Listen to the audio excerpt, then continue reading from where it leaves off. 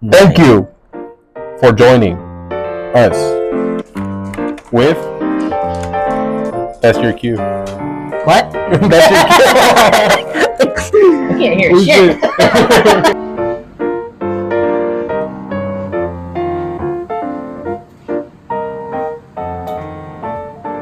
Yeah. Some kind of an intro. Dude, I like just having this conversation. Oh, that's all. I'm not even paying like, attention to the camera. So 3, Jared. This is the House of Strides.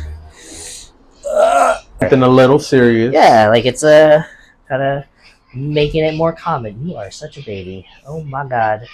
There he is. Good night. He like met you one time and now you're it's fine. Oh yeah.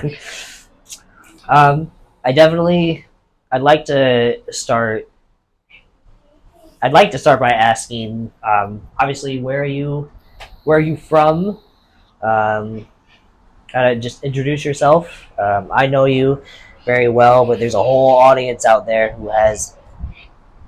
Oh yeah. So I'm Moises. I'm a DJ. I'm originally from Mexico, but I moved to the U.S. when I was 2. Been here ever since. Yeah, that's about it. Yeah, basically I'm a DJ. I just moved out from LA, so I came back to the Bay Area. But yeah, ta-da. Were there any cycles growing up that you kind of noticed have played a part in your life today? And if so, where are you at with that? If I'm being honest, I feel like a lot of the cycles I used to use weren't working. And, me moving to LA allowed me an opportunity to kind of rebuild myself as a person. Kind of restart. Yeah. It's literally a restart. I was able to be who I was without those ties of whoever I was when I was, middle schooler or high schooler. Yep. And that I feel like was one thing that helped me a lot. Yeah. Because I got to know myself. I got to grow with people that didn't know who I was. It was literally from the get-go. They were great people, and they thought I was a great person. And they allowed me to grow. Like it's. Yeah, but I feel like honestly, to grow as a better person, you kind of have to die a little bit. Yeah, I've heard that kind of phrase a few times, in one way or another. But when one part of you is kind of reborn, or another part of you does die, let go. That was me when I don't know, when I got the chance to come out from Ohio to California. It was that same mindset too of I had a academic plan of what I was doing, and I had a career that I was following, but I felt like if I didn't leave a lot of things behind, I wasn't ever going to figure out who I was. I wasn't going to be introduced to Jared. And he's a pretty cool guy. I don't know if you met him yet.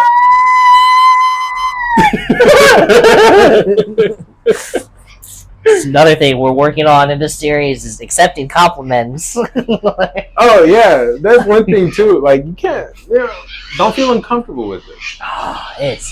I feel like I notice it with my own kids, where with anybody like you or my friends or anything like that, you give me a compliment and truthfully, I always accept I appreciate it coming from a good friend too, not the annoying birds. I don't know. Yeah, we do have those are parents. Whoa! They're what?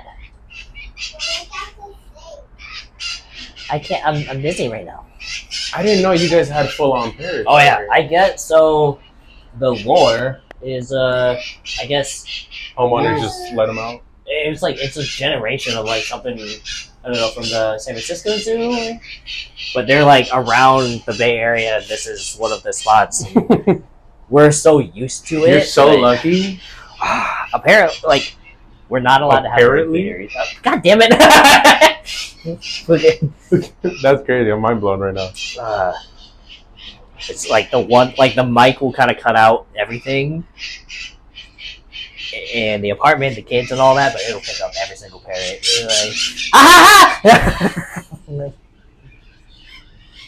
The amount of times I'm come out here and fucking yell at. Shut up. Leave me alone. And they start at like 6:30 in the morning, and like I really am. I'm used to it, but no.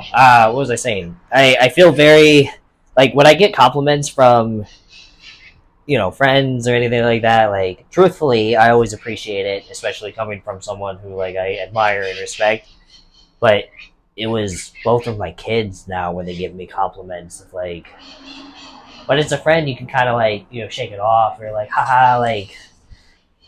I'm not afraid, but it's like reflex of like I can't accept that compliment, and like I'm too hard on myself. But when it's your kids and they say something, they're like, "Thank you," and I have to accept this because I can't tell you you're wrong. Like, I saw you like at your low point. I saw you, I think, start to kind of get better. But I mean, and then even then, it was like we just kind of did our own separate things, and that was. I don't know, like you had a whole separate battle going on. Well, even after that, I can't ever say I was at a peak because you're never at a peak. Yeah. You're literally constantly riding lows and riding highs and riding lows. And there was multiple times, even when I moved out to LA, like out there, it was tough. I was on my own as a 20-year-old. How long were you in LA? I feel like I was there for almost 3 years, I want to say. Maybe a little bit more. And I feel like, I compare it with my kids of, like, 3 years with them, like, has always felt like a lifetime, And, like, so 3 years by yourself in LA, is, like, I feel like there's a reason you came back, like, now capital M, Moy, like, not... kind of, I didn't come back because I wanted to. It was more just out of need. But I'm glad I did come because my life has gotten so much progressively better. But in LA, I felt like moving out at such a young age, I was forced to grow up. Yeah. I kind of put myself out there. Instead of being in such a safe space, I went full uncomfortable.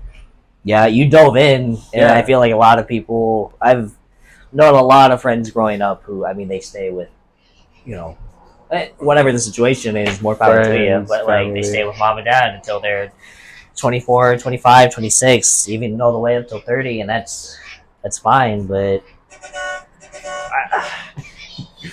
and I feel like I mainly really did that out of need. You need to go sit down with it in our room. I felt like my parents kind of like spoon-fed me in a way, so I felt like I kind of had to grow up. Like I had to force myself to be uncomfortable, learn how to do stuff on my own, cook, pay rent, know what even rent was. Yeah. Do taxes on my own, like all of that, I had to learn on my own because if I stayed home, I probably wouldn't even know what they are. How old are you now? I'm 24. Yeah, see, I feel like the way that you carry yourself in my head, I'm like, I keep thinking that you're my age. You're like, you could pass for older. Like you carry yourself very well. I think it's just because you exactly what you said of you kind of had to be responsible or sink or swim and and honestly I feel like this is like diving a little bit more into like the whole mental health please thing. Like I gotta say a lot of the times where I did grow a lot mentally as a person, as a man, as whatever it is, as a human being was when I was at my lowest, because at my lowest I was tested a lot of boundaries that I had, and right then and there it was more like, what is your mind telling you? What are you gonna do to get out? And it was almost you almost get put into that like real fight or flight. Yeah, where you can put it off for a while, but if you're at a certain point, you have to make those choices. You have to do something, or because I could tell you there's plenty run over. Like there's plenty of times I didn't have enough money to pay rent, and I was depressed. But I could tell you, rent was more important than being depressed at home. Yeah, it's you could be depressed, but you gotta handle business at the end of the day. You could be depressed. Like, hey, you rather be depressed at home with rent, or I've been there too many times. And it sucks to put it that way because it's almost like dismissing your own emotions. I know, and it's something I'm learning to deal with too. I've been that way my whole life. Of I like okay, I'm sad, but I need to handle this, or this has to get done. Yeah. And the next thing I know, I'm bottling things up, and I'm But everything also comes with, building healthy habits, having an important support group. By far the biggest, most important thing. Having those friends you can be like, you know what? You want to come over? We can literally just have a drink Yeah. or, smoke or whatever and just have a conversation. I love having friends like that. and I feel like that's how it should be, and it's definitely one of the reasons why I don't know, I had a good handful of people who are like I think they'd be really good on the show, where it's not like the way that you talk about these things and the way that you talk about yourself. It's not uncomfortable, and it shouldn't be. Like you tell me these things, and the first thing I'm proud of you. Like that's like you've been through all this, and you made it, and you're able to talk about your low points. And I know 50, 60-year-old men who would do anything but go to therapy or talk about any of this. But you also have to have that right mentality to be like, you know what? I'm willing to grow. I'm gonna take it away if you can't be quiet. Car sounds. Yeah. No, I feel like and it's. I always feel like such a kind of an asshole saying this to anyone. Like I'm happy that you are who you are now, but I know that came with a price. Like I'd say something similar, but kind of different. Be grateful for all your past events because they made you who you are. Yeah. No matter what, that's why even if you did something very bad in the past, you grow from it. You can't regret something it might have been something heavily shitty, but it led you to the person you are now. Yeah. Based off how you respond or how you reflected off that action. You choose how to recover off the situation. Even everything I told you, that the moment that I stopped drinking and everything really started to click of what are you doing? And it's I don't it could have been anything, any kind of toxic habit that I was doing. It was just suppressing a lot of stuff and kind of putting myself in that bad zone and having some kind of substance just bring out the worst and hit that low point and then figure out where do I want to, kind of bounce back to. But you take accountability. Yeah. I think that was a big part, was taking accountability, but also kind of like you said, I don't think, I mean, hell, I've told people this. I don't think I would have changed. I don't think anything in my life would have gotten better if I didn't hit that low point at all. I don't think I would want to know the guy who didn't kind of get kicked in the ass. He got humbled real quick. Oh yeah. But it kind of takes that, because I can tell you right now, you're not the same person. No, I love to be funny and weird and goofy most of the time still, but I think when I was doing it before, I was masking a lot of stuff, or shit, it'd be 6:30 in the morning and I'm borderline drunk and I'm throwing load and I'm still outworking some of the people there. Again, borderline drunk, and I'm making all these funny sounds, and I'd get to the car and take a break and you that kind of decompress and all right, I don't have to put on face or anything like that anymore. And it was, now I like to do a little bit of both. Still, I still have my fun. I mean, when you told me that, working with you back then, I had no idea. I mean, that's how I feel about you. You, and I definitely want to whatever you're comfortable with. Please, if you're not, go ahead. I'm chilling. I remember back then, and I didn't want to tell you in the moment, and I've felt this way with a lot of people in my life. Of you've been through some shit, you've seen some shit. And I feel like you've kind of again, kind of learn that responsibility. You've been forced into it. Kind of grew up in ways that some people don't for more or less of their life, and it's like I definitely gravitated towards that. Like you're a lot more mature and grown up in ways that like I don't know how to describe that. Like you carry yourself well by just being kind and understanding. Like yeah, that's you because you went through some shit. Like, I mean, yeah. you know, you're trying to do music to because you love it, and Honestly, that's not even the real reason why I do music. I strictly want to just like build a community. I saw what music can do. yeah, You know, in LA, like I wasn't part of an underground, but I did perform there a few times, and I was really cool friends with them. They were called Blind Tiger, but I feel went like there. you definitely went on a journey, dude, like over there, musically. yeah, man. I just met so many people that were amazing. I like to say I got a lot of successful homies. You know, Yeah, shout out John Jose and House Roll. yeah. You know, but like all of them, like just meeting them honestly helped my like journey kind of go because I never really had people around me with big goals. That plays a So being big part. thrown into a circle of people that were just ambitious, it didn't even have to matter if it was like music related. Yeah, Could have strictly just been clothes. Could have been just people wanting to be better is enough Yeah. to make you want to be better. Like, or just grow something, build Yeah. something, build a community. And I want to be able to do that out here. You know, moving back out to the Bay and just seeing the scene and everything. You know, like I'm slowly starting to get deeper into it. So I'm not gonna say it's awful Yeah. out here, but I haven't seen like that really close sense of community, and strictly because of I the don't never layout see it. Yeah, of the Bay Area. You know, you have two main hubs. You have, just main hubs, and then nothing in the middle, in between San Francisco and San Jose. I'll look when we're all done. Okay? Can you take pictures with the iPad? Okay, go do some.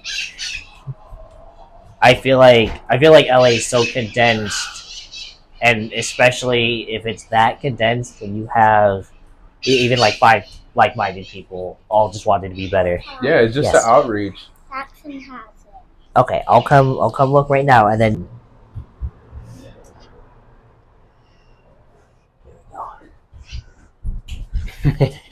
I told her I might steal her plant. Oh yeah. I'm like, I'm not gonna stop you. She has too many. You hear me? You have too many.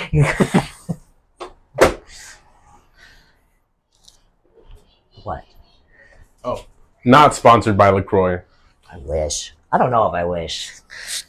Sometimes it tastes like static water. Bro, you're okay. You're okay. What would you tell Moy 5 years ago? It all starts with you. You were like ready for that. It all starts with you. Man. I feel like I was the first person to say I wasn't good enough. Yeah. So I feel like if you don't validate yourself in any sense of way, you're not gonna be able to achieve what is meant for you. I think that's a nice way to look at it too. Yeah, And especially being an anxious person. Yeah.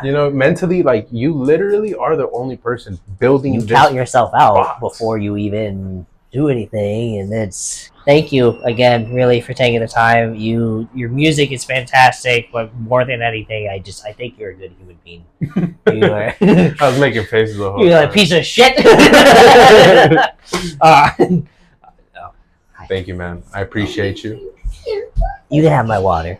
No, I think you're someone who I think a lot of people have such similar experiences to, where you're maintaining your humanity despite chasing a dream, and I feel like that is much easier said than done. You're again going about things the right way, the slow way, but the right way. I have no doubt that I will see you at the top. I appreciate that. You're gonna be there with me. Yeah. Everything takes time, though. Gotta be no. patient with yourself. No, nothing. But yeah, thank you. and then zoom in, right now. Zoom in.